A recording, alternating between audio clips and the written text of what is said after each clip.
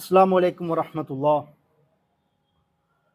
മൗലാന മൗദൂദിയുടെ വൈജ്ഞാനിക വ്യവഹാരങ്ങളിൽ ഏറ്റവും പ്രധാനപ്പെട്ട, ഖുർആനോടൊപ്പം തന്നെ പ്രധാനപ്പെട്ട ലോകമാണ് ഹദീസ് ലിറ്ററേച്ചർ എന്നുള്ളത്. ഇസ്ലാമിക ലോകത്ത് 20-ാം നൂറ്റാണ്ടിൽ ഒരുപക്ഷെ നോർത്ത് ഇന്ത്യൻ ഭാഗത്തു നിന്ന് അല്ലെങ്കിൽ ഇന്ത്യൻ സബ് കോണ്ടിനെൻറ്റിലെ ഹദീസുമായി ബന്ധപ്പെട്ട പഠന മേഖലയിൽ വളരെയധികം പ്രാധാന്യം നൽകിക്കൊണ്ട് ധാരാളം രചനകൾ നടത്തുകയും അതിനുവേണ്ടി സമരങ്ങൾ നടത്തുകയും ചെയ്ത മഹാനായ പണ്ഡിതനാണ് മൗലാന മൗദൂദി. മൗദൂദിയുടെ ശ്രമങ്ങൾ പാകിസ്ഥാൻ രൂപീകരണത്തിന് ശേഷം അവരുടെ ഭരണഘടനയിലും അവരുടെ കോർട്ടുകളിലും അവരുടെ തെരുവുകളിലുമെല്ലാം ഹദീസ് എന്ന് പറയുന്ന വിഷയത്തിൻ്റെ പ്രാമാണികതയെ ഉറപ്പിക്കുന്ന തരത്തിലുള്ള സമരങ്ങൾ പോലും ഉണ്ടാവുവാൻ കാരണമായി. അത് അവരുടെ നിയമപരമായ തീരുമാനങ്ങളിൽ പോലും പ്രതിഫലിക്കുന്ന തരത്തിലേക്ക് മൗലാന മൗദൂദിയുടെ ഹദീസ് പരിജ്ഞാനത്തിൻ്റെ സ്വാധീനം വളർന്നു വലുതായി എന്നതും കൂടി നമ്മൾ അറിയേണ്ടതുണ്ട്.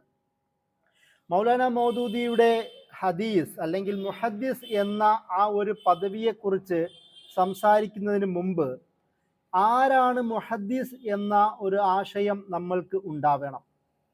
മുഹദ്ദിസ് എന്നത് നമ്മൾ മുഫസ്സിർ എന്ന് പറയുന്നത് പോലെ ഖുർആനികമായ വിവരങ്ങളുടെയും ഖുർആനുമായി ബന്ധപ്പെട്ട വിവിധ മേഖലകളിലുള്ള വൈജ്ഞാനിക അടിത്തറയുള്ള ആഴത്തിൽ വൈജ്ഞാനിക വൈഭവമുള്ള ആളിനെയാണല്ലോ നമ്മൾ മുഫസ്സിർ എന്ന് വിളിക്കുന്നത്.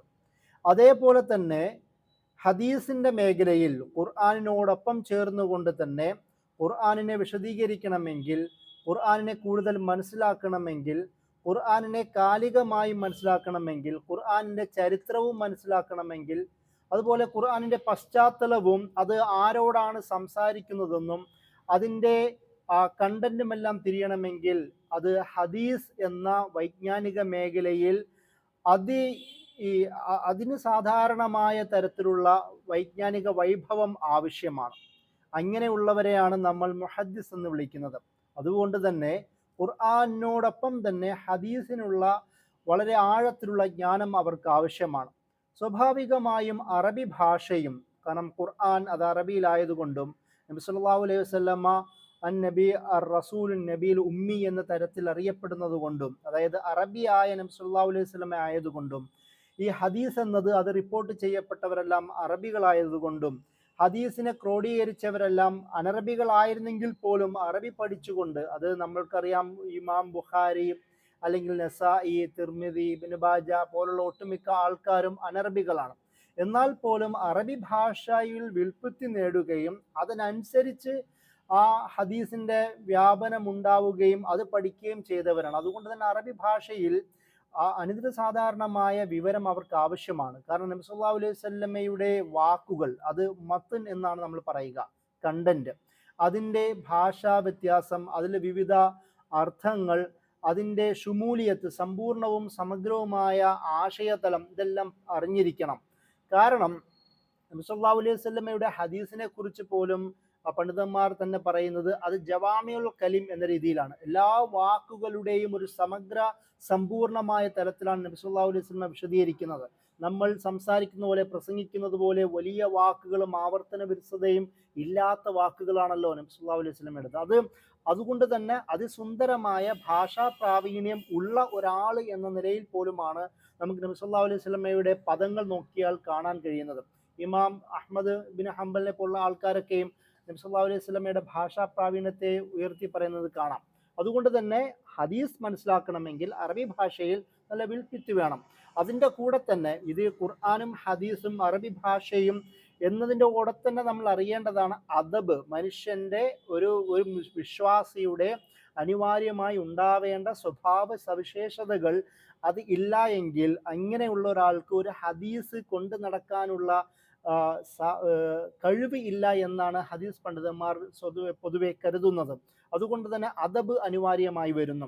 അതിൻ്റെ കൂടെ തന്നെ റിപ്പോർട്ട്, ഈ ചെയ്യപ്പെടുന്ന റിപ്പോർട്ട്, അത് റിവായത്ത്, അത് പറയുന്ന റിപ്പോർട്ടിനെ കുറിച്ചുള്ള ജ്ഞാനവും ആ റിപ്പോർട്ടിലുള്ള ദിറായത്ത്, അതിൻ്റെ കണ്ടന്റും അതിനെക്കുറിച്ച് എന്താണോ സംസാരിക്കുന്നത് അതിനെക്കുറിച്ചുള്ള വൈജ്ഞാനിക വൈഭവവും ഇവർക്ക് വേണം. അതിൻ്റെ കൂടെ തന്നെ ഈ പറയുന്ന റിപ്പോർട്ടേഴ്സ്, റാവി എന്ന് പറയുന്ന ഈ പറയുന്ന റിപ്പോർട്ടേഴ്സിൻ്റെ അവരുടെ ഏത് സാഹചര്യത്തിലാണ് അവർ റിപ്പോർട്ട് ചെയ്തത്, അവരുടെ സ്വഭാവ സവിശേഷതകൾ എന്ത്, അവരുടെ ചരിത്രം എന്ത് എന്ന തരത്തിലുള്ള വിവരവും അവർക്ക് ആവശ്യമാണ്, ഒരു മുഹദ്ദിസിന് അനിവാര്യമാണ്. അതിൻ്റെ കൂടെ തന്നെ ഒരു മുഹദ്ദിസ് നല്ല മെമ്മറിയുള്ള ഒരാളായിരിക്കണം. കാരണം മറന്നു പോകുന്ന, അല്ലെങ്കിൽ അവിടെയും ഇവിടെയും മാത്രം റിപ്പോർട്ട് ചെയ്യുന്ന തരത്തിലുള്ള ഒരാൾക്ക് ഒരു മുഹദ്ദിസ് ആവുവാൻ കഴിയില്ല.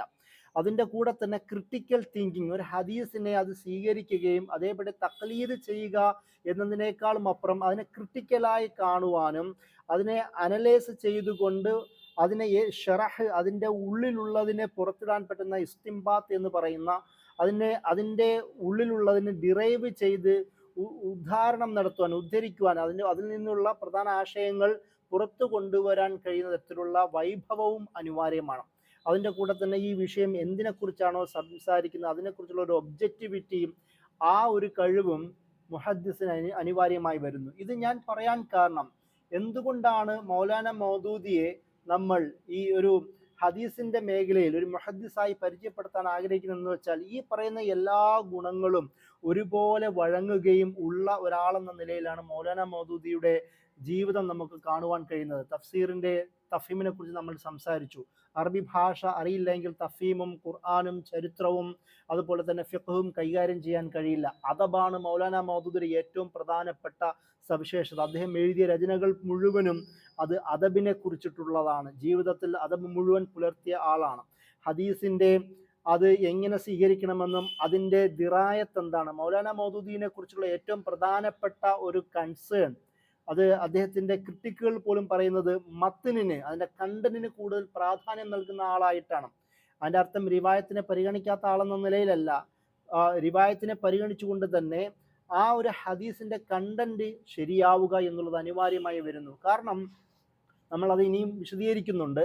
ഞാനിവിടെ പറയാൻ കാരണം, സാധാരണ ഈ ഹദീസുമായി ബന്ധപ്പെട്ട് ധാരാളം ഹദീസ് റിപ്പോർട്ട് ചെയ്യപ്പെടുകയും അതിൽ ലൈഫായ അല്ലെങ്കിൽ ദുർബലമായ, മൗദൂആയ അല്ലെങ്കിൽ ഫാബ്രിക്കേറ്റ് ആയ തരത്തിലുള്ള വിവിധ ഹദീസുകളും പിന്നീട് റിപ്പോർട്ട് ചെയ്യപ്പെട്ടു. അതിൻ്റെ കൂടാതെ അറേബ്യൻ, മക്കൻ, മദീനൻ പ്രദേശങ്ങളിൽ ഇസ്രായേലി കഥകൾ പലപ്പോഴും ഹദീസ് എന്ന രീതിയിലും റിപ്പോർട്ട് ചെയ്യപ്പെട്ടു. അതുകൊണ്ട് തന്നെ മൗലാന മൗദൂദി ഖുർആൻ സെൻട്രിക് ആയ ഒരു അപ്രോച്ചാണ് ഹദീസിനോട് സ്വീകരിച്ചത്. അദ്ദേഹത്തിൻ്റെ കിതാബിനെ കുറിച്ച് നമ്മൾ പറയുമ്പോൾ ഈ വിഷയം അവിടെയും കടന്നു വരുന്നതാണ്. ആ തരത്തിലുള്ള കാഴ്ചപ്പാട് അദ്ദേഹം സ്വീകരിച്ചത്. അതുപോലെ തന്നെ ഈ ഏതൊക്കെ ആയത്തുകളിൽ, ഏതൊക്കെ സംഭവങ്ങളിൽ എങ്ങനെയൊക്കെയാണ് നബി സല്ലല്ലാഹു അലൈഹി വസല്ലമയും സഹാബ കിറാമയും ആ വിഷയം അനുസരിച്ച് പെരുമാറിയതെന്നും അതിൻ്റെ കൂടെ തന്നെ സലഫു സാലിഹ്യങ്ങളുടെ ആ വിഷയത്തിലുള്ള കാഴ്ചപ്പാട് എന്താണെന്നുമുള്ള നല്ല മെമ്മറി, ഓർമ്മകൾ ഉള്ള ഒരാളെന്ന നിലയിൽ മൗലാന മൗദൂദിയുടെ രചനയിൽ നമുക്ക് കാണാം. സ്വാഭാവികമായും മൗലാന മൗദൂദിയുടെ പ്രധാനപ്പെട്ട മറ്റ് 3 ഗുണങ്ങളാണ്. അത് ക്രിട്ടിക്കൽ തിങ്കിങ്ങും അനലിറ്റിക്കൽ സ്കില്ലും ഒബ്ജക്റ്റിവിറ്റിയും.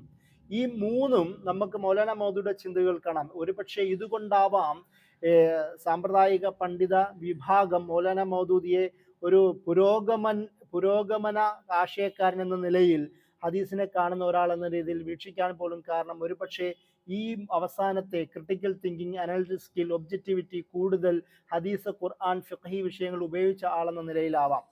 എന്ത് തന്നെയാണെങ്കിലും മൗലാന മൗദൂദിയുടെ ഹദീസിനെ കുറിച്ചിട്ടുള്ള അറിവും അത് അദ്ദേഹത്തിൻ്റെ കൂടെയുള്ളവർക്കും പിന്നീട് വരും കാലങ്ങളിലേക്കുമുള്ള അദ്ദേഹത്തിൻ്റെ സംഭാവനകളും നമുക്ക് അനിഷേധ്യമായ തലത്തിൽ നമ്മുടെ മുമ്പിൽ കാണുവാൻ കഴിയുന്ന ഒരു കാര്യമാണ്.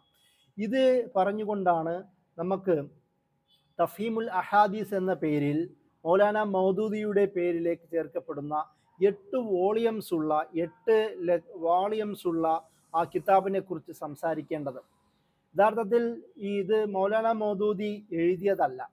ചരിത്രം സൂചിപ്പിക്കുന്നത്, മൗലാന മൗദൂദിയുടെ ചരിത്രത്തെക്കുറിച്ച് പറയുന്നത്, യഥാർത്ഥത്തിൽ മൗലാന മൗദൂദി ഹദീസിനെ കുറിച്ചുള്ള ബൃഹത്തായ കിതാബ് എഴുതുവാൻ ശ്രമിക്കുകയും അതിന് ഈ ഇനീഷ്യേറ്റീവ് എടുക്കുകയും തുടക്കം കുറിക്കുകയും എന്നാൽ അദ്ദേഹം ശക്തമായ രോഗത്തിനടിമയാവുകയും ആ രോഗത്താൽ അദ്ദേഹം മരണപ്പെടുകയും ചെയ്തു എന്നുള്ളതാണ്. അതുകൊണ്ട് തന്നെ ഇത് അദ്ദേഹത്തിൻ്റെ അനുയായിയായ പ്രത്യേകിച്ച് മൗലാന ഖലീൽ അഹമ്മദ് ഹാമിദി, മൗലാന മൗദൂദിയുടെ അടുത്ത സുഹൃത്തായിരുന്നു. അദ്ദേഹം ഇന്ന് പാകിസ്ഥാനിലെ മൻസൂറയിലെ ഇസ്ലാമിക് എഡ്യൂക്കേഷൻ ഇൻസ്റ്റിറ്റ്യൂഷൻ്റെ ഡയറക്ടറായിരുന്നു. അദ്ദേഹം അദ്ദേഹം മറ്റൊരു പണ്ഡിതനായിരുന്ന മൗലാന അബ്ദുൽ വക്കീൽ അലവിയെ ഏൽപ്പിക്കുകയും ആ അദ്ദേഹത്തിൻ്റെ നേതൃത്വത്തിലാണ് തഫീമുൽ അഹാദീസ് എന്ന് പറയുന്ന കിതാബിൻ്റെ രചന പൂർത്തിയാവുന്നത്. ഇതിൻ്റെ ഒരു പ്രത്യേകത എന്ന് പറഞ്ഞാൽ തഫീമുൽ ഖുർആനിൽ ആദ്യം മുതൽ അവസാനം വരെ മൗലാന മൗദൂദി പരാമർശിച്ച ഹദീസുകളും അതുപോലെ തന്നെ മൗലാന മൗദൂദിയുടെ മറ്റ് പഠനാർഹമായ പ്രഭാഷണങ്ങളിലെയും അതുപോലെ തന്നെ എഴുത്തിലെയും ഗ്രന്ഥങ്ങളിലെയും ഹദീസുകൾ കോർത്തിണക്കിക്കൊണ്ടാണ് 8 വോളിയംസ് ഉള്ള തഫീമുൽ അഹാദീസ് അദ്ദേഹം രചിച്ചത്. അതുകൊണ്ട് തന്നെ അത് മൗലാന മൗദൂദിയുടെ രചന എന്ന നിലയിലാണ് ഇപ്പോഴും അറിയപ്പെടുന്നത്. ഞാൻ പറഞ്ഞത് ഈ 8 വാള്യമുള്ള 6 വാള്യമുള്ള തഫ്സീറിൽ നിന്ന് അതുപോലെ ബാക്കിയുള്ള രചനകളുടെ സഹായത്തോടു കൂടി 8 വാള്യംസ് ഉള്ള തഫീം അദ്ദേഹം അല്ലെങ്കിൽ അദ്ദേഹത്തിൻ്റെ പേരിൽ രചിക്കപ്പെട്ടു എന്നുള്ളതാണ്. അതിൻ്റെ ഒരു പ്രധാനപ്പെട്ട പ്രത്യേകത ബാക്കിയുള്ള എല്ലാ ഹദീസ് ഗ്രന്ഥങ്ങളിലെ പോലെ തന്നെ അഖീദയും നമ്മുടെ അഖീദ ആചാരാനുഷ്ഠാനങ്ങൾ, ഒരാളുടെ ഒരു വിശ്വാസിയുടെ അദബ്, സ്വഭാവ സവിശേഷതകൾ, സാമൂഹ്യ ഇടപെടലുകൾ, രാഷ്ട്രീയം, ജിഹാദ് എന്ന് പറയുന്ന ഒട്ടുമിക്ക മേഖലകളെക്കുറിച്ച് മൗലാന മൗദൂദി പരാമർശിച്ച വിഷയങ്ങളിലുള്ള ഹദീസുകളുടെ കളക്ഷനാണ് തഫീമുൽ അഹാദീസിൽ നമുക്ക് കാണുവാൻ കഴിയുന്നത്. ഇതിൻ്റെ ഒരു പ്രത്യേകത, ഈ തഫീമുൽ അഹാദീസിൻ്റെ ഏറ്റവും പ്രധാനപ്പെട്ട കണ്ടന്റ് എന്ന് പറയുന്നത് അത് ഹദീസ് നിഷേധ പ്രവണത അന്ന് ഉണ്ടായിരുന്നു. അവരെ കുറിച്ചിട്ടുള്ള ഒരു കണ്ടന്റ് നമുക്ക് ഈ രചനയിൽ കാണുവാൻ കഴിയും. ഹദീസ് നിഷേധത്തെക്കുറിച്ച് ഞാൻ വീണ്ടും വിശദീകരിക്കുന്നതാണ്. അതിൻ്റെ കൂടെ തന്നെ ഹദീസ് ലിറ്ററേച്ചർ, ഈ ഹദീസ് എന്ന് പറയുന്നതിൻ്റെ എഴുതിയ ഒരു ലോകത്തെക്കുറിച്ചും അതെങ്ങനെയാണ് സഹാബിമാർ മുതൽ പിന്നീട് അത് രേഖപ്പെടുത്തിയതെന്നും അത് പിന്നീട് ഇമാം ബുഖാരിയുടെ കാലഘട്ടം വരെയുള്ള വിശദമായ ഒരു വിശദീകരണം അതിൽ നമുക്ക് കാണാം. അതിൻ്റെ കൂടെ തന്നെ റിപ്പോർട്ട് ഏത് രീതിയിലാണ് രേഖപ്പെടുത്തപ്പെടുന്നത്, അതെങ്ങനെയാണ് രേഖപ്പെടുത്തേണ്ടത്, അതിൽ വരേണ്ട സൂക്ഷ്മതകൾ എന്തൊക്കെ എന്നും ഈ ഇതിൻ്റെ ആമുഖ ഭാഗങ്ങളിൽ വിശദീകരിക്കപ്പെടുന്നുണ്ട്. അതിൻ്റെ കൂടെ തന്നെ ഒരു ഹദീസിൻ്റെ സിഹത്ത് സിഖത്ത് എന്ന് പറയുന്ന ഓതൻറ്റിസിറ്റിയും അതിൻ്റെ പ്രബലതയും മൗലാന മൗദൂദിയുടെ ഒരു ആശയപ്രകാരം ഈ ബുക്കിൽ ക്രോഡീകരിക്കപ്പെട്ടിട്ടുണ്ട്. അതിൻ്റെ കൂടെ തന്നെ ഈ രചനയിൽ ഖുർആനും ഹദീസിൻ്റെയും അതിൻ്റെ കോഡിഫിക്കേഷനിലെ അതിൻ്റെ സമാഹരണത്തിൽ സംഭവിച്ച വ്യത്യസ്തതകൾ, വൈവിധ്യങ്ങൾ ഇതിൽ സൂചിപ്പിക്കുന്നു. എങ്ങനെയാണ് ഖുർആനും ഹദീസും വേറിട്ട് നിൽക്കുന്നതെന്നും എങ്ങനെയാണ് അത് രേഖപ്പെടുത്തപ്പെട്ടതെന്നും ഈ കിതാബിൻ്റെ ആദ്യ ഭാഗത്ത് വിശദീകരിക്കുന്നുണ്ട്. അതിൻ്റെ കൂടെ തന്നെ ഈ സ്വഹാബികൾ മുതൽ പിന്നീട് ഇമാം ബുഖാരി വരെയുള്ള പണ്ഡിതന്മാരുടെയും സലഫു സാലിഹ്യങ്ങളുടെയും ഹദീസിനോടുള്ള കോൺട്രിബ്യൂഷൻ പരാമർശിക്കുന്നതോടെ കൂടെ തന്നെ ഹിജ്രി 2-ാം നൂറ്റാണ്ടിലെ ഹദീസ് ലിറ്ററേച്ചറിൻ്റെ ഒരു സംഭാവനയും, അതായത് മധ്യകാലഘട്ടം വരെയുള്ള അതിൻ്റെ ഒരു സംഭാവനയും ഇതിൽ പരാമർശിക്കുന്നുണ്ട്. അതിൻ്റെ കൂടെ തന്നെ ഒരു ഹദീസ് എങ്ങനെയാണ് സ്വീകരിക്കേണ്ടത്, ഒരേ വിഷയത്തിലുള്ള നിരവധി ഹദീസുകൾ വരുമ്പോൾ അതിനോട് എന്ത് സമീപനം സ്വീകരിക്കണം എന്നൊക്കെ വിശദീകരിക്കുന്നത് കാണാം. നമുക്കറിയാം മൗലാന മൗദൂദി തഫ്ഹീമിലാവട്ടെ അദ്ദേഹത്തിൻ്റെ പല രചനകളിലാവട്ടെ ഒരുപാട് റിഫർ ചെയ്യുന്ന ഒരാളാണ് ഷാ വലിയുല്ലാ ദഹ്ലവി. 18-ാം നൂറ്റാണ്ടിൽ ഇന്ത്യൻ സബ് കോണിൽ ജീവിച്ചിരുന്ന മഹാനായ പരിഷ്കർത്താവ്.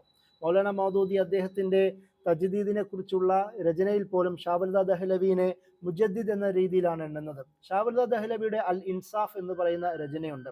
ആ ഇൻസാഫ് രചനയിലും ഹദീസിനെ എങ്ങനെ കാണുമെന്നൊക്കെയുള്ള വിശദീകരണം അതിൽ കൊടുക്കുന്നുണ്ട്. ഒരു പക്ഷേ അതിൻ്റെ നല്ലൊരു ഇൻഫ്ലുവൻസ് മൗലാന മൗദൂദിയുടെ ജീവിതത്തിൽ ഉണ്ടാവാം. ഇവിടെ ഒരു പ്രധാനപ്പെട്ട പ്രത്യേകത മൗലാന മൗദൂദി ഹദീസിനെ എങ്ങനെ പഠിച്ചെടുത്തു എന്നുള്ളതാണ്.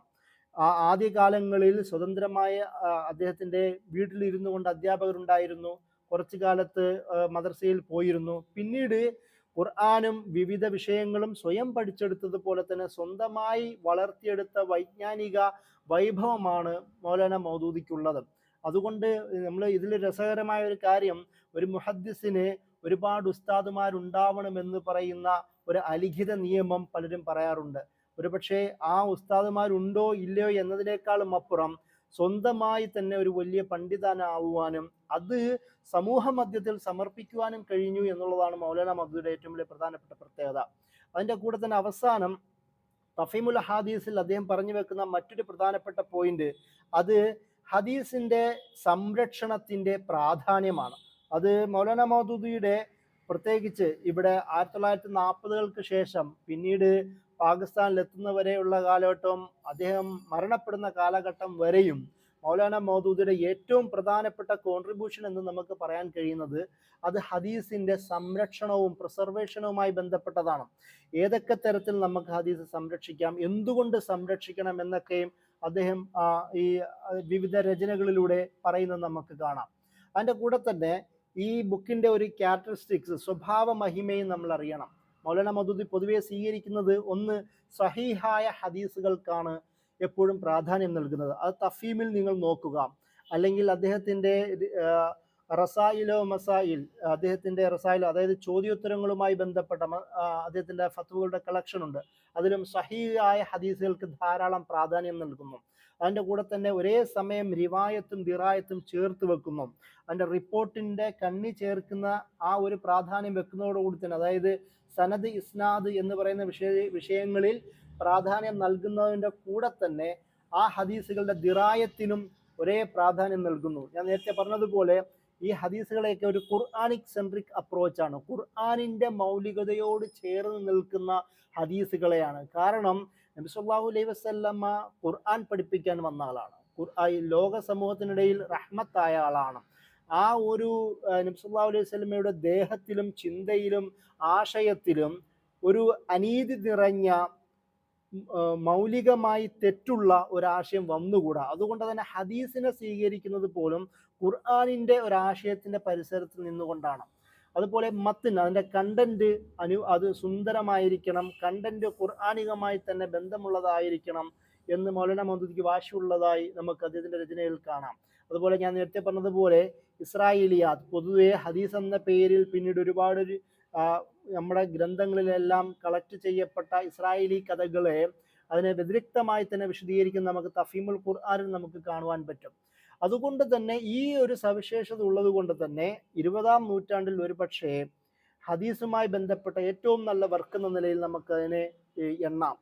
മറ്റൊരു പ്രധാനപ്പെട്ട പോയിന്റ്, അത് മുഖ്യധാര പണ്ഡിതന്മാരെല്ലാം മൗലാന മൗദൂദിയുടെ ഏറ്റവും സവിശേഷമായ ഒരു ക്വാളിറ്റിയായി എണ്ണുന്നത് ലിറ്റററി, സാഹിത്യ ഒരു മൂല്യമാണ്, ഗുണമാണ്. മൗലാന മൗദൂദിയുടെ രചനകൾ ഉറുദുവിൽ അത് അദ്ദേഹത്തിന് അതിസുന്ദരമായ ഭാഷയിൽ, എന്നാൽ അത് ലളിതവും, അദ്ദേഹത്തിൻ്റെ പ്രഭാഷണങ്ങളാവട്ടെ എല്ലാവർക്കും വശ്യമാവുന്ന തരത്തിലായിരുന്നു. അതുകൊണ്ട് തന്നെ ഈ ഹദീസിനെ അതിൻ്റെ ലിറ്റററി ക്വാളിറ്റിയെ വായിക്കുമ്പോൾ, അല്ലെങ്കിൽ തഫീമുൽ ഖുർആൻ തന്നെ ഉറുദുവിൽ വായിക്കുമ്പോൾ ഉണ്ടാകുന്ന ഒരു സൗന്ദര്യം നമുക്ക് മറ്റ് ഭാഷകളിൽ ഉണ്ടാവില്ല. കാരണം അത്രത്തോളം ഈ രചനകളിൽ പോലും അതിൻ്റെ ഷറഹിൽ പോലും അതിസുന്ദരമായ ഒരു സാഹിത്യ ഭംഗി അദ്ദേഹത്തിന് സൂക്ഷിക്കാൻ കഴിഞ്ഞിട്ടുണ്ട് എന്ന് നമുക്ക് കാണുവാൻ കഴിയും. അതിൻ്റെ കൂടെ ഹദീസ്, എടുക്കുന്ന ഹദീസുകളിലെല്ലാം ചോദ്യങ്ങൾക്ക് മറുപടിയായിട്ടോ അല്ലെങ്കിൽ അദ്ദേഹം കാണുന്ന സമൂഹത്തിൽ കാണുന്ന പ്രശ്നങ്ങൾക്ക്, ഈ വിഷയങ്ങൾക്കെല്ലാം സൊല്യൂഷൻ എന്ന നിലയിൽ ഹദീസിനെ അപഗ്രഥിക്കുവാൻ, അതിനെ അനലൈസ് ചെയ്യുവാനും അതിൻ്റെ ഉള്ളിലുള്ള പോയിന്റുകളെ അനാവരണം ചെയ്യുവാനും മൗലാന മൗദൂദി ശ്രമിക്കുന്നത് നമുക്ക് കാണാം. അവസാനമായി ഇതിൻ്റെ ഒരു പ്രധാനപ്പെട്ട ഒരു ക്യാരക്ടറിസ്റ്റിക്സ് ആണ് ഹദീസുമായി ബന്ധപ്പെട്ട് അദ്ദേഹത്തിൻ്റെ കാലത്ത് വന്ന സകലവിധ അക്രമങ്ങൾക്കും അതിനെതിരെ വന്ന അറ്റാക്കുകൾക്കുമെല്ലാം പണ്ഡിതോചിതമായി മറുപടി നൽകുവാൻ അദ്ദേഹത്തിന് കഴിഞ്ഞിട്ടുണ്ടെന്നുള്ളതാണ്. അത് ഈ തഫീമുൽ അഹാദീസിൽ മാത്രമല്ല, നാം ഇനി പരാമർശിക്കാൻ പോകുന്ന മറ്റു പല രചനകളിലും ഈ ക്വാളിറ്റി അദ്ദേഹം കയ്യിൽ വെച്ചിട്ടുണ്ട് എന്നാണ്, അത് അദ്ദേഹം മുന്നിൽ വെച്ചിരുന്നു എന്നാണ് ഞാൻ പറഞ്ഞതിൻ്റെ ചുരുക്കം. അതുപോലെ തന്നെ മനസ്സിലാക്കേണ്ടത് മറ്റൊരു പ്രധാനപ്പെട്ട പോയിന്റാണ് അദ്ദേഹത്തിൻ്റെ ഒരു കാലഘട്ടം എന്തായിരുന്നു എന്നത്. അത് മനസ്സിലാക്കണമെങ്കിൽ ഡോക്ടർ മൊഹ്സിന അസീം എന്ന് പറയുന്ന സ്കോളർ അവരുടെ PhD വർക്ക് ആയി തയ്യാറാക്കിയ ബുക്കാണ് ഹദീസ് മേ സയ്യിദ് മൗദൂദി കി ഖിദ്മത്ത്. അതായത് ഹദീസ് സാഹിത്യത്തിൽ, ഹദീസിൽ മൗലാന മൗദൂദിയുടെ സംഭാവനയെക്കുറിച്ച് അവർ വിശദീകരിക്കുന്നുണ്ട്. ആ ഒരു വിശദീകരണത്തിൽ ഡോക്ടർ മൊഹ്സിന അസീം ഒരു 6 പശ്ചാത്തലം മൗലാന മൗദൂദിയുടെ ഈ രചനകളുടെ, ഹദീസുമായി ബന്ധപ്പെട്ട രചനകളുടെ പശ്ചാത്തലം വിശദീകരിക്കുന്നുണ്ട്. അതിൽ പ്രധാനമായും ഒന്ന് കൾച്ചറൽ ഇൻവേഷൻ, ബ്രിട്ടീഷ് സാമ്രാജ്യത്വത്തിൻ്റെ ഭാഗമായി ഇസ്ലാമിക ലോകത്ത് വ്യാപിക്കപ്പെട്ട ഒരു കൾച്ചറൽ ഇൻവേഷനെ മൗലാന മൗദൂദി പ്രധാനമായി കണ്ടു എന്ന് പറയുന്നു. അതുകൊണ്ട് തന്നെയാണ് അദ്ദേഹത്തിൻ്റെ ദീനിയാത്ത്, തൻഖീഹാത്ത് പോലുള്ള രചനകളിൽ അതുമായി ബന്ധപ്പെട്ട വിശദീകരണങ്ങൾ, ഒരു മുസ്ലിം സമൂഹം എങ്ങനെയാണ് മുസ്ലിം ഐഡന്റിറ്റി സൂക്ഷിക്കേണ്ടതെന്നും മുസ്ലിം സ്വത്വം കൈക്കൊണ്ട് നടക്കേണ്ടതെന്നും അതിൻ്റെ ഭാഗമായി എങ്ങനെ ഈ കൾച്ചറൽ ഇൻവേഷൻ അല്ലെങ്കിൽ ബ്രിട്ടീഷ് ഇമ്പീരിയലിസം പോലുള്ള വിഷയങ്ങളെ കാണേണ്ടതെന്നും മൗലാന മൗദൂദി വിശദീകരിക്കുന്നത് നമുക്ക് കാണാം. അതിൽ ഡോക്ടർ മോഹ്സിന അസീം അത് പ്രധാനമായും എണ്ണി വിശദീകരിക്കുന്നുണ്ട്. അതായിരുന്നു ഒരു സാഹചര്യം. രണ്ടാമത്തത് ഏത്തിസമാണ്, അതായത് നിരീശ്വരവാദം. ഇതിനെയൊക്കെ ഫിത്ന ഫറങ്കി, അതായത് ഫിത്ന ലാദീനിയ എന്നൊക്കെ രീതിയിലാണ് ഡോക്ടർ മോഹ്സിന അസീം അവരുടെ ഹദീസ് മേ സെയ്ദ് മൗദൂദിക്ക് ഖിദ്മത്ത് എന്ന് പറയുന്ന രചനയിൽ വിശദീകരിക്കുന്നത്. ഫിത്ന എന്നുള്ള ഒരു പദത്തിലൂടെയാണ് അവർ വിശദീകരിക്കുന്നത്. അതിൽ രണ്ടാമത്തത് ഏത്തിസമാണ്, നിരീശ്വരവാദം. അതിൻ്റെ ഭാഗമായി തന്നെ, ഈ നിരീശ്വരവാദത്തിൻ്റെ ഭാഗമായി തന്നെ എന്താണ് സംഭവിച്ചത്? പ്രത്യേകിച്ച് മുസ്ലിം സമൂഹത്തിൽ ഈ ബ്രിട്ടീഷ് സാമ്രാജ്യത്തിൻ്റെ സ്വാധീനവും വെസ്റ്റേൺ എഡ്യൂക്കേഷൻ്റെ ഒരു ഇൻഫ്ലുവൻസും ഇതിൻ്റെ ഭാഗമായി മോഡേണിറ്റിയും അതുപോലെ തന്നെ സോഷ്യലിസ്റ്റ് പ്രസ്ഥാനങ്ങളുടെ സ്വാധീനവും എല്ലാം കാരണം പ്രത്യേകിച്ച് മുസ്ലിം സമൂഹത്തിനിടയിൽ ഒരു നിരീശ്വരവാദ പ്രവണത 40കളുടെ പശ്ചാത്തലത്തിൽ നിന്ന് സജീവമായതായി മൗലാന മൗദൂദ് തന്നെ വിവിധ രചനകൾ പറയുന്നുണ്ട്. അതിൻ്റെ ഭാഗമായി മൗലാന മൗദൂദ് ദീനിയാത്ത്, താലീമാത്ത്, തഫ്ഹീമാത്ത്, അതായത് തഫ്ഹീമുൽ ഖുർആന്റെ വിവിധ ഭാഗങ്ങളിലെല്ലാം ഈ ഏത്തിസ്റ്റ് പ്രവണതയെ മറുപടി പറഞ്ഞുകൊണ്ട് ഖുർആന്റെയും ഹദീസിന്റെയും അടിസ്ഥാനത്തിൽ മറുപടി പറയുന്നതായി നമുക്ക് കാണാം.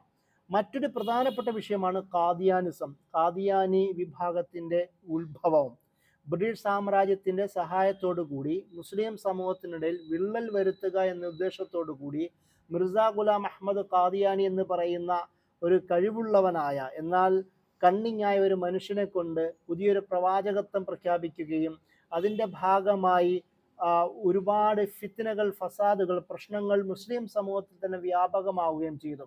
ജിഹാദ് ഇനി വേണ്ട എന്നൊക്കെ രീതിയിലുള്ള ഫത്വകളാണ് ഈ മനുഷ്യൻ പുറപ്പെടുവിച്ചത്. എന്ന് വെച്ചാൽ ജിഹാദ് ആവശ്യമില്ല, ബ്രിട്ടീഷുകാരോട് സമരസപ്പെട്ടു പോകണം എന്നൊക്കെ തരത്തിലുള്ള ചിന്തകളാണ് മിർസ ഗുലാം അഹമ്മദ് ഖാദിയാനി പ്രചരിക്കാൻ ശ്രമിച്ചത്. പക്ഷെ അതിൻ്റെയൊക്കെ പ്രധാനപ്പെട്ട പോയിന്റ് നബി സല്ലല്ലാഹു അലൈഹി വസല്ലമയുടെ അന്ത്യപ്രവാചകത്വം എന്ന് പറയുന്ന ആ ഒരു ഇസ്ലാം പൊതുവെ അംഗീകരിക്കുന്ന ആശയത്തിന് വിരുദ്ധമായ ഒരു കൺസെപ്റ്റാണ് ഖാദിയാനി കൺസെപ്റ്റ് മുന്നോട്ട് വെച്ചത്. അതിനെ റെഫ്യൂട്ട് ചെയ്തുകൊണ്ട്, അതിനെ എതിർത്തുകൊണ്ട് മൗലാന മൗദൂദി എഴുതിയ ഖത്തമുൻ നുബുവത്ത്, പ്രവാചകത്വ പരിസമാപ്തി എന്ന രീതിയിൽ നമുക്കത് മലയാളത്തിൽ കാണാം. മറ്റൊന്ന് ഖാദിയാനി മസ്അല എന്ന് പറയുന്ന രചനയും മൗലാന മൗദൂദി എഴുതി. അതായത് സുന്നത്തിന്റെ സംരക്ഷണം അത് ഉറപ്പുവരുത്തുക എന്നത് മൗലാന മൗദൂദി പ്രത്യേകിച്ച് പാകിസ്ഥാനിൽ അനിവാര്യമായും കണ്ടു. ഈ ഖാദിയാനി മസ്അലയുടെ പേരിൽ വധശിക്ഷയ്ക്ക് പോലും വിധിക്കപ്പെട്ട ഒരു സാഹചര്യം പോലും ഉണ്ടായി. ലോക മുസ്ലിം രാഷ്ട്രങ്ങളും പണ്ഡിത വിഭാഗങ്ങളും എല്ലാം ശക്തമായ പ്രതിഷേധം കാഴ്ചവെച്ചതിൻ്റെ ഫലമായിട്ടാണ് മൗലാന മൗദൂദി അവർ പുറത്തുവിട്ടത്, അതായത് വധശിക്ഷയിൽ നിന്ന് ഒഴിവാക്കിയത്. എന്ന് വെച്ചാൽ അത്രത്തോളം ലോക ജനസമക്ഷത്തിൽ ഈ ഒരു സുന്നത്തിന്റെ സംരക്ഷണം എന്നത് മൗലാന മൗദൂദി ഒരു നിയമപ്രശ്നമായി കാണുകയും ലോക ജനത, പണ്ഡിത വിഭാഗങ്ങളും ഇസ്ലാമിനോട് താല്പര്യമുള്ള രാഷ്ട്രങ്ങളും ഈ വിഷയം ഗൗരവമായി കാണുകയും മൗലാന മൗദൂദിയുടെ വിമോചനത്തിന് പാകിസ്ഥാൻ ഗവൺമെന്റിനോട് സംസാരിക്കുന്ന ഒരു അവസ്ഥയിലേക്ക് പോലും എത്തുന്ന രചന മൗലാന മൗദൂദി നടത്തി. അത്രത്തോളം സ്വാധീനം ഈ ഫിഖ്ഹിന്റെ ഹദീസിന്റെ മേഖലയിൽ അദ്ദേഹത്തിന് ചെലുത്താൻ കഴിഞ്ഞു എന്നുള്ളതാണ് നമുക്ക് മനസ്സിലാക്കാൻ കഴിയുന്നത്. അതുപോലെയാണ് അദ്ദേഹം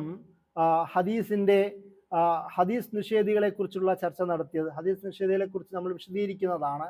അതിൻ്റെ പ്രധാനപ്പെട്ട കാരണം അന്ന് പാശ്ചാത്യവൽക്കരണവും മോഡേണിസവും ഭാഗമായിട്ട് സയൻസിന് ശക്തമായ ഒരു സ്വാധീനമുണ്ടാവുകയും അത് എക്സ്പെരിമെൻ്റൽ ഒരു ക്രിട്ടിക്കൽ റീസണിങ് അതൊക്കെയാണ് നമുക്ക് വേണ്ടതെന്നും ഇങ്ങനെയുള്ള വാറോലകൾ ആവശ്യമില്ല എന്നും തരത്തിലുള്ള ഒരു ചിന്ത ഈ സമൂഹത്തിൽ ശക്തമായി.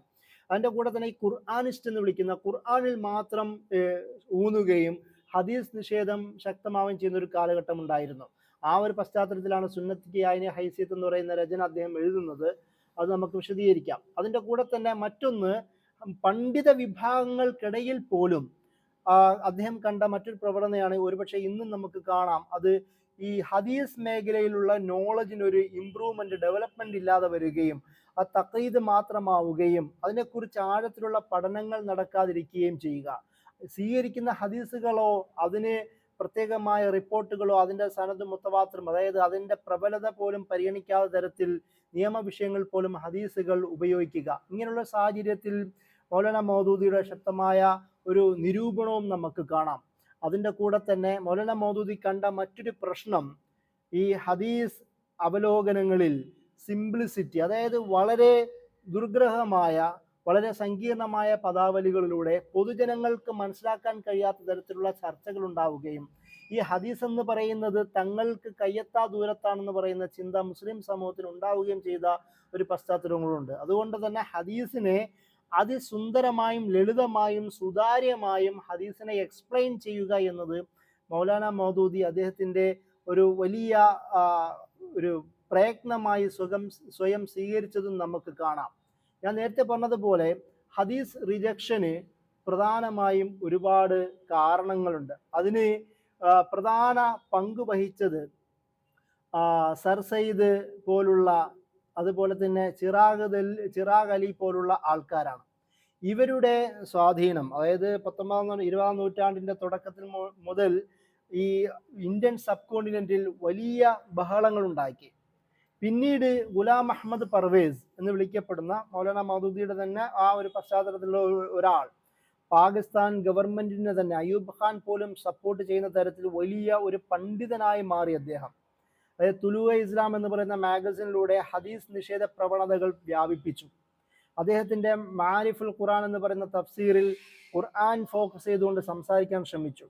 അദ്ദേഹം നിസാമെ റുബൂബിയത്ത് എന്ന് പറയുന്ന ഒരു കിതാബ് നടത്തുകയും എഴുതുകയും ആ കിതാബിൽ മുഴുവൻ ചിന്ത സമർപ്പിക്കുകയും ചെയ്തു. അതിൽ അദ്ദേഹം പ്രധാനമായും പറഞ്ഞ കാര്യം ഒരുപാട്, അതായത് ശരീഅത്ത് മുന്നോട്ട് വെക്കുന്ന പല കാര്യങ്ങളും തള്ളുകയും ഇന്നത് നടപ്പിലാക്കാൻ പറ്റുകയില്ല. ഇസ്ലാം ഗവൺമെൻറ് വരുമ്പോൾ, അങ്ങനെ ഒരു സാഹചര്യം വരുമ്പോൾ, റുബൂബിയത്തിൻ്റെ ഒരു നിസാം സ്ട്രക്ചർ സംവിധാനം രൂപപ്പെടുമ്പോൾ നമുക്ക് നോക്കാം, അതുവരെയൊന്നും ഈ കാര്യങ്ങൾ പരിഗണിക്കേണ്ടതില്ല എന്ന് പറഞ്ഞു. അദ്ദേഹം പറഞ്ഞു പ്രൈവറ്റ് പ്രോപ്പർട്ടി എന്ന് പറയുന്നത് അത് ആവശ്യമില്ല, അതുകൊണ്ട് തന്നെ ഇൻഹെറിറ്റൻസും വസിയത്ത് എന്ന് പറയുന്ന ചർച്ചകൾ നമുക്ക് വേണ്ടതില്ല എന്നൊക്കെ തരത്തിൽ ഈ ആൾക്കാർ ആശയങ്ങൾ മുന്നോട്ട് വെച്ചു. അതിനൊക്കെ ശക്തമായ മറുപടി നൽകിക്കൊണ്ടാണ് മൗലാന മൗദൂദി യഥാർത്ഥത്തിൽ നമ്മൾ നേരത്തെ പറഞ്ഞ രചന സുന്നത്ത് കി ആയിനെ ഹൈസിയത്ത് എന്ന് പറയുന്ന രചന മൗലാന മൗദൂദി എഴുതുന്നത്. അതായത് ഈ തരത്തിൽ അത് ഗുലാം അഹമ്മദ് പർവേസിനെ പോലെ, അല്ലെങ്കിൽ മുമ്പ് സർ സയ്യിദ് അല്ലെങ്കിൽ ചിറാഗ് അലി പോലുള്ള ആൾക്കാരുടെ പ്രവണത ഭാഗമായി പാകിസ്ഥാനിൽ പ്രത്യേകിച്ച് വിശിഷ്യ വലിയ സ്വാധീനമുണ്ടായി. അതിൻ്റെ ഭാഗമായി കോർട്ടുകളിൽ പോലും വലിയ ചർച്ചകളുണ്ടായി. ആ ഒരു സാഹചര്യത്തിലാണ് 1961 മൗലാന മൗദൂദി മൻസബെ റിസാലത്ത് നമ്പർ, അദ്ദേഹത്തിൻ്റെ തർജുമാൻ ഖുർആൻ എന്ന് പറയുന്ന അദ്ദേഹത്തിൻ്റെ ആ പത്രത്തിൽ മൻസബെ റിസാലത്ത് നമ്പർ എന്ന് പറയുന്ന ഒരു സ്പെഷ്യൽ പതിപ്പ് അദ്ദേഹം ഇറക്കിയുണ്ടായി. ആ സ്പെഷ്യൽ പതിപ്പ് 10,000-കണക്കിന് കോപ്പികളാണ് അടിച്ചത്. വളരെ പെട്ടെന്ന് തന്നെ വിറ്റുപോവുകയും ചെയ്തു.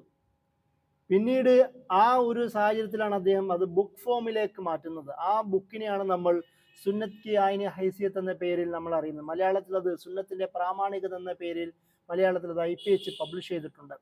മൗലാന മൗദൂദി ഈ കിതാബിൽ പ്രധാനമായും എടുത്തു പറയുന്ന പോയിന്റുകൾ, ഒന്ന്, അത് സുന്നത്ത് എന്ന് പറയുന്നത് ഒരു മനുഷ്യൻ്റെ ശരിയായ മാർഗത്തിൻ്റെ അന്വേഷണത്തിൻ്റെ സോഴ്സാണ്. ഖുർആൻ എപ്രകാരം ഒരു മനുഷ്യൻ്റെ ഹിദായത്തിനുള്ള സ്രോതസ്സായി മാറുന്നു, അപ്രകാരം തന്നെ സുന്നത്തും അതായത് ഹദീസും ഖുർആൻ്റെ പ്രധാന സോഴ്സായി മാറുന്നു. അതുപോലെ തന്നെ സുന്നത്തിന് ഖുർആനെ പോലെ തന്നെ അതോറിറ്റി ഉണ്ട്. ഖുർആൻ സുന്നത്ത് നമ്മൾ നേരത്തെ പറഞ്ഞല്ലോ, സുന്നത്തിനെ അല്ലെങ്കിൽ ഹദീസിനെ സംരക്ഷിക്കണം എന്ന് നമ്മൾ നേരത്തെ പറഞ്ഞു. എന്നാൽ ആ ഹദീസിനാൽ സുന്നത്തിന് ഖുർആനെ പോലെ തന്നെ അതോറിറ്റി ഉണ്ട്. കാരണം നമുക്കറിയാം സൂറത്തുൽ അറാഫിൽ നബി സല്ലല്ലാഹു അലൈഹി വസല്ലമയെ വിശദീകരിക്കുന്ന ഭാഗമായി ഖുർആൻ പ്രത്യേകം എടുത്ത് പറയുന്നുണ്ടല്ലോ, അതായത് യുഹില്ലു ത്വയ്യിബാത്ത് വയുഹർരിമുൽ ഖബായിസ്, ഹലാലുകളെ നല്ലതിനെ ഹലാലാക്കുന്ന, മ്ലേച്ഛമായതിനെ ഹറാമാക്കുന്ന നബി എന്ന രീതിയിൽ നബി സല്ലല്ലാഹു അലൈഹി വസല്ലമയെ അവിടെ പ്രത്യേകം എടുത്ത് പറയുന്നുണ്ട്. അതുപോലെ തന്നെ അതിൻ്റെ കൂടെ തന്നെ വയലൗ അൻഹും മിസ്റഹും വൽ അഗ്ലാലല്ലത്തി കാനത്ത് അലൈഹിം, സൂറത്തുൽ അഗ്റാഫിൽ അല്ലാഹു സുബ്ഹാനഹു വ തആല പ്രത്യേകം എടുത്ത് പറയുന്ന മനുഷ്യൻ വഹിക്കുന്ന ഭാരം ഇറക്കി വെക്കുകയും അവൻ മുറുക്കിയിരിക്കുന്ന ചങ്ങലകൾ പൊട്ടിച്ചെറിയുകയും ചെയ്യുന്ന പ്രവാചകൻ എന്ന നിലയിൽ, അതായത് ഖുർആനിനെ വിശദീകരിക്കുന്ന തിബിയാനായി, എക്സ്പ്ലെയിനിങ് ആയി, വിശദീകരണമായിട്ടാണ് നബി സല്ലല്ലാഹു അലൈഹി വസല്ലമയെ ഖുർആൻ തന്നെ പരിചയപ്പെടുത്തുന്നത്. അതുകൊണ്ട് തന്നെ ഖുർആനെ പോലെ തന്നെ സുന്നത്തിനും പ്രാമാണികതയുണ്ട് എന്ന് മൗലാന മൗദൂദി പറയുന്നു. നമുക്കറിയാം, കേരളത്തിൽ പോലും ചേകന്നൂർ മൗലവി അടക്കമുള്ള ആൾക്കാർ ഖുർആൻ സൊസൈറ്റി എന്നൊക്കെ പറയുന്ന സൊസൈറ്റിയൊക്കെ രൂപീകരിച്ചത് ഈ ഹദീസ് നിഷേധ പ്രവണതയുടെ കേരളത്തിന്റെ ഒരു റിഫ്ലക്ഷനാണ്. ഈ ഒരു പശ്ചാത്തലം ആലോചിക്കുമ്പോൾ നമുക്ക് മനസ്സിലാക്കാൻ കഴിയും എത്രത്തോളം സുന്നത്തിന് പ്രാമാണികതയെക്കുറിച്ച് സംസാരിക്കേണ്ടി വരുന്നു എന്നുള്ളതാണ്. എന്നിട്ട് മൗലാന മൗദൂദി പറഞ്ഞു, സുന്നത്തിനെ നിഷേധിക്കുന്നവൻ അതവൻ ഇസ്ലാമിനെ നിഷേധിക്കുന്നതാണ്. അതായത് സുന്നത്തിനെ നിഷേധിച്ചാൽ മുസ്ലിമായി ജീവിക്കാം എന്ന് കരുതേണ്ടതില്ല എന്നാണ് മൗലാന മൗദൂദി അതിലൂടെ പറഞ്ഞു വെക്കുന്നത്. കാരണം ഖുർആൻ നിഷേധമാണ്. റസൂലിന്റെ ജീവിതത്തെ നിഷേധിക്കുന്നവന് ഖുർആൻ പഠിക്കാൻ കഴിയില്ല. അതിന് മൗലാന മൗദൂദി നമസ്കാരം പോലുള്ള അതുപോലെ തന്നെ ഒട്ടുമിക്ക റിച്വലുകളെ കുറിച്ച് സംസാരിക്കുന്നുണ്ട് അദ്ദേഹത്തിന്റെ രചനകളിൽ. ആ ഓരോ ഉദാഹരണം പറഞ്ഞുകൊണ്ട് മൗലാന മൗദൂദി പറയുന്നുണ്ട്. ഇതിനെയൊക്കെ വിശദീകരിക്കുന്ന ഹദീസുകളിലൂടെയാണ്. സൊല്ലു കമാ റഅയ്തുമുനി ഉസല്ലി, ഞാൻ നിസ്കരിക്കുന്ന പോലെ നിസ്കരിക്കണമെന്ന് നബി സല്ലല്ലാഹു അലൈഹി വസല്ലം പറയുന്നു. അപ്പോൾ അതിന്റെ നിസ്കാര രൂപങ്ങൾ, സക്കാത്തിന്റെ രൂപങ്ങൾ, ഇസ്ലാം പഠിപ്പിച്ച ആചാരാനുഷ്ഠാനങ്ങളുടെ രൂപങ്ങൾ, അതിന്റെ കൂടെ തന്നെ നിയമങ്ങൾ, സിവിൽ ക്രിമിനൽ നിയമങ്ങൾ, ഇതിന്റെയൊക്കെ വിശദീകരണങ്ങൾ അറിയണമെങ്കിൽ അത് ഹദീസ് തന്നെ അറിയണം. അതുകൊണ്ട് തന്നെ ഹദീസിന്റെ അല്ലെങ്കിൽ സുന്നത്തിനെ നിഷേധിക്കുന്നത് ഇസ്ലാമിനെ നിഷേധിക്കുന്നതായി മൗലാന മൗദൂദി പറഞ്ഞു വെച്ചു. അതിൻ്റെ കൂടെ തന്നെ സുന്നത്തിനെ അനുഗമിക്കുന്നതിന്റെ പ്രാധാന്യവും അതിൻ്റെ കൂടെ തന്നെ സുന്നത്തിനെ തള്ളി നിഷേധിക്കുന്നവരെ കുറിച്ചുള്ള ശക്തമായ വിമർശനവും മൗലാന മൗദൂദി സുന്നത്തിന്റെ പ്രാമാണികതയിൽ പറയുന്നുണ്ട്. അത് ഇന്ത്യൻ സബ് കോണ്ടിനെന്റിലെ പണ്ഡിതന്മാരുടെ മാത്രം പരാമർശമല്ല. അതിനേക്കാളും അപ്പുറം ഈ ഓറിയന്റലിസ്റ്റ് പണ്ഡിതന്മാരുടെ രചനകളെയൊക്കെ മുന്നിൽ വെച്ചുകൊണ്ട് ആ ഓറിയന്റലിസത്തിന്റെ വാഹകരായ ഇന്ത്യൻ സബ് കോണ്ടിനെന്റിലെ മുസ്ലിം ബുദ്ധിജീവികളുടെയും പേരുകൾ പരാമർശിച്ചുകൊണ്ട് മൗലാന മൗദൂദി ഈ രചനയിൽ ചർച്ച ചെയ്യുന്നുണ്ട്.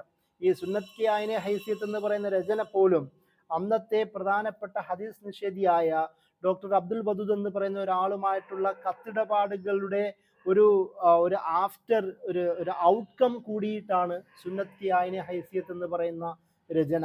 അപ്പൊ ഈ തരത്തിൽ സുന്നത്ത് എന്ന് പറയുന്നത് മൗലാന മൗദൂദിയുടെ പ്രധാന മേഖലയായിരുന്നു എന്നുള്ളതാണ്. സുന്നത്തിനെ സംരക്ഷിക്കുക, സുന്നത്തിനെ സംരക്ഷിക്കുന്നതോടുകൂടി അത് ഇസ്ലാമിനെ സംരക്ഷിക്കുന്ന ഭാഗമായി മൗലാന മൗദൂദി കണ്ടു എന്നുള്ളതാണ്. ഞാൻ നേരത്തെ പറഞ്ഞല്ലോ, മൗലാന മൗദൂദിയുടെ ഈ പറയുന്ന തരത്തിലുള്ള സംഭാവനകൾ പാകിസ്ഥാനിലെ നിയമ മേഖലകളിൽ പോലും അത് ശക്തമായി അലയടിച്ചു എന്നുള്ളതാണ്.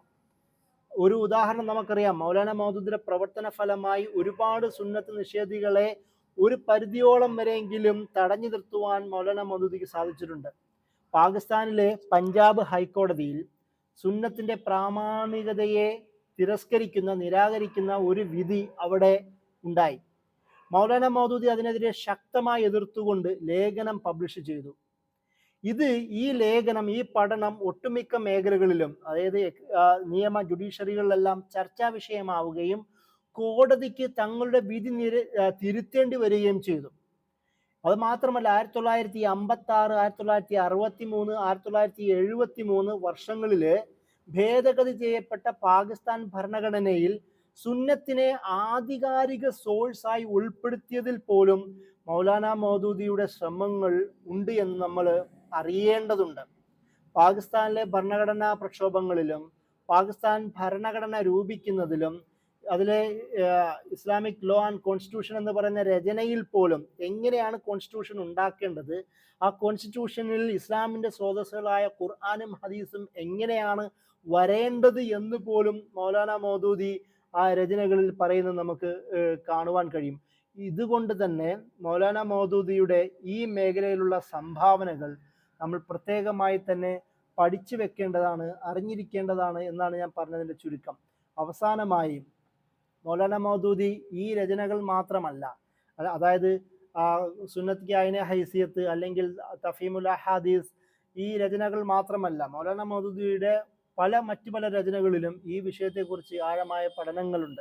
അതിൽ ഒന്ന് സീറത്തെ സർവറെ ആലം, നബി സല്ലല്ലാഹു അലൈഹി വസല്ലമയുടെ ജീവിതത്തെക്കുറിച്ച് സീറ, അദ്ദേഹത്തിന്റെ ലൈഫിനെ വിശദീകരിക്കുന്ന അതിസുന്ദരമായ ഭാഷയിൽ നമുക്ക് അനുഭവേദ്യമായ രീതിയിൽ ആ ഹദീസിനെ ഒരു അനുഭവ തലങ്ങളിലേക്ക് കൊണ്ടുവന്ന രചനയാണ് സീറത്തെ സർവറെ ആലം. അതുപോലെ തന്നെ അൽ ജിഹാദ് ഫിൽ ഇസ്ലാം നമ്മൾ എപ്പോഴും വിശദീകരിക്കുന്ന ഒരു രചനയാണ് അൽ ജിഹാദ് ഫിൽ ഇസ്ലാം. അൽ ജിഹാദ് ഫിൽ ഇസ്ലാം എന്ന് പറയുന്ന ജിഹാദ് എന്ന് പറയുന്ന വിഷയത്തെക്കുറിച്ച് നോർത്ത് ഇന്ത്യൻ ഭാഗങ്ങളിൽ ശക്തമായ സംശയം ഉണ്ടായപ്പോൾ, തെറ്റിദ്ധാരണ ഉണ്ടായപ്പോൾ, ഖുർആാനിൻ്റെയും ഹദീസിൻ്റെയും മറ്റ് പല പണ്ഡിത സോഴ്സുകളുടെയും സഹായത്തോടു കൂടി എന്താണ് ജിഹാദ് എന്ന് സമർപ്പിക്കുന്ന രചനയാണ്. അതുപോലെ തന്നെ മറ്റൊന്നാണ് ഖുർആൻ ഒരു ഹദീസ് എന്ന് പറയുന്ന തർജുമാനുൽ ഖുർആനിൽ അദ്ദേഹം പബ്ലിഷ് ചെയ്ത ഒരു ഒരു പഠനമാണ്. ഖുർആനും ഹദീസും എന്താണെന്നും അതിൽ ഖുർആനോടും ഹദീസും തമ്മിലുള്ള പരസ്പര ബന്ധം എന്താണെന്നും ഹദീസ് എങ്ങനെയാണ് ആധികാരികമാവുന്നതെന്നും ഹദീസിനോടുള്ള നമ്മുടെ സമീപനം എന്താണെന്നും മൗലാന മൗദൂദി ഖുർആൻ ഒരു ഹദീസ് എന്ന് പറയുന്ന രചനയിൽ പറഞ്ഞു വെക്കുന്നുണ്ട്. മറ്റൊന്ന് പർദയാണ്. പർദ സൂറത്തുൻ നൂറിൻ്റെ ഒരു ഭാഗമായും മറ്റും നമുക്കറിയാൻ കഴിയുന്ന ഒരു കാര്യമാണ്. അതായത് സൂറത്തുൽ അഹ്സാബ്, സൂറത്തുൻ നൂർ, സൂറത്തുൽ ബഖറ, നിസാ, മാഇദ പോലുള്ള സൂറത്തുകളും, അതായത് നിയമം, സിവിൽ ക്രിമിനൽ നിയമങ്ങൾ പറയുന്ന ഖുർആനിലെ എല്ലാ സൂറത്തുകളിലും മൗലാന മൗദൂദി ഹദീസുകളെ കൈകാര്യം ചെയ്യുന്നത് നമുക്ക് കണ്ടറിയാൻ കഴിയുന്ന ഒരു കാര്യമാണ്. അതായത് ഒട്ടുമിക്ക പണ്ഡിതന്മാരുടെയും അഭിപ്രായങ്ങൾ ഒരുമിച്ച് വെക്കുകയും എന്നിട്ട് ഹനഫി പണ്ഡിതനായിരുന്ന അദ്ദേഹം പോലും പലപ്പോഴും ഹനഫി മദ്ഹബിന്റെ അഭിപ്രായം പറഞ്ഞിട്ടും മറ്റൊരു അഭിപ്രായം മുന്നോട്ട് വെക്കുന്നത് നമുക്ക് കാണാം. അതുകൊണ്ട് തന്നെയാണ് മൗലാന മൗദൂദി ജമാഅത്ത് ഇസ്ലാമിയുടെ രൂപീകരണ പശ്ചാത്തലത്തിൽ എനിക്ക് സ്വന്തമായ ഹദീസിനോടും ഫിഖിനോടും ഒക്കെയും കാഴ്ചപ്പാടുണ്ട് എന്ന് മൗലാന മൗദൂദി പറഞ്ഞു വെച്ചത്. ഈ പർദ എന്ന രചനയിൽ അതിൻ്റെ ഒരു പശ്ചാത്തലമുണ്ട്. അതായത് കൾച്ചറൽ ഇൻവേഷൻ നടക്കുന്ന ഒരു പശ്ചാത്തലം, മോഡേണിറ്റിയുടെ ശക്തമായ ഇൻഫ്ലുവൻസ്, ഒരു ഹനഫി പണ്ഡിതൻ എന്ന നിലയിൽ എങ്ങനെയാണ് ഒരു പാശ്ചാത്യ ഒരു ഇമേജിൽ നിന്നും മാറി അദ്ദേഹത്തിൻ്റെ ഒരു കാഴ്ചപ്പാടിലുള്ള ഒരു സ്ത്രീ ഇമേജ് അല്ലെങ്കിൽ സ്ത്രീകളുടെ രൂപം, സ്ത്രീകളുടെ നിലപാട് എങ്ങനെ ആവണം എന്ന് വിശദീകരിക്കുന്നുണ്ട്. അതിന് അദ്ദേഹത്തിൻ്റെ കാഴ്ചപ്പാട് പ്രകാരമുള്ള ഹദീസുകളുടെ വിശദീകരണങ്ങൾ നമുക്ക് അതിൽ കാണാം. മറ്റൊന്നാണ് ഖിലാഫത്ത് മുലൂക്കിയത്ത്. അതിലും ഹദീസുകളുടെ ഒരു ധാരാളിത്തം നമുക്ക് ഇതിൽ പല ഭാഗങ്ങളിൽ, പ്രത്യേകിച്ച് സ്വഹാബയുടെ ഉദാഹരണം പറഞ്ഞുകൊണ്ട് നമുക്ക് കാണാം. ഇതല്ലാതെയും മൗലാന മൗദൂദിയുടെ മറ്റ് പല രചനകളും നമുക്ക് ഇതിൽ കാണാം. പ്രത്യേകിച്ച് മൗലാന മൗദൂദിയുടെ സ്വഹാബ ഇക്റാം ഓർ മൗലാന മൗദൂദി എന്ന പേരിൽ മറ്റൊരു രചനയുണ്ട്. അതായത് സ്വഹാബ അവരുടെ ജീവിതത്തെക്കുറിച്ച് മൗലാന മൗദൂദി എങ്ങനെയാണ് കണ്ടത്, അതായത് ഹദീസിന്റെ സംരക്ഷണത്തിൽ സ്വഹാബികളുടെ ജീവിതത്തെക്കുറിച്ച് അറിയേണ്ടതുണ്ട്. സ്വഹാബികളാണല്ലോ ഹദീസുകൾ റിപ്പോർട്ട് ചെയ്തത്. ആ സ്വഹാബികളെ കുറിച്ചുള്ള മൗലാന മൗദൂദിയുടെ കാഴ്ചപ്പാട് വിശദീകരിക്കുന്ന രചനയാണ് സ്വഹാബ ഇക്റാം ഓർ മൗലാന മൗദൂദി എന്ന് പറയുന്ന രചന. അപ്പോൾ ഈ പറയുന്ന രചനകളടക്കം നിരവധി കിതാബുകളിലൂടെയാണ് മൗലാന മൗദൂദി ഹദീസ് ലിറ്ററേച്ചറിനെ നമ്മുടെ മുമ്പിൽ പരിചയപ്പെടുത്തി തന്നത്. അതുകൊണ്ട് തന്നെ ഈ വിശദമായ പഠനം മൗലാന മൗദൂദിയുടെ ഹദീസുമായി ബന്ധപ്പെട്ട മേഖലയിൽ നമ്മൾ അറിയേണ്ടതുണ്ട് എന്നതുകൊണ്ടാണ് ഈ ഒരു വിഷയത്തിൽ നമ്മൾ സംസാരിച്ചത്. അപ്പോൾ ആ തരത്തിൽ ഹദീസുമായി ബന്ധപ്പെട്ട തന്നെ അഗാധ വൈഭവമുള്ള, ഇന്നും ഇനി വരുന്ന കാലഘട്ടങ്ങളിലും 20-ാം നൂറ്റാണ്ടിലെ ഒരു നല്ല ഹദീസ് മേഖലയുടെ സംഭാവനയായി മൗലാന മൗദൂദിയുടെ രചനകളെ നമ്മൾ പരിചയപ്പെടേണ്ടതുണ്ട് എന്നതാണ് പറഞ്ഞതിൻ്റെ ചുരുക്കം. ഞാൻ ചുരുക്കുന്നു. അസ്സലാമു അലൈക്കും വറഹ്മത്തുള്ളാഹി വബറകാതുഹു.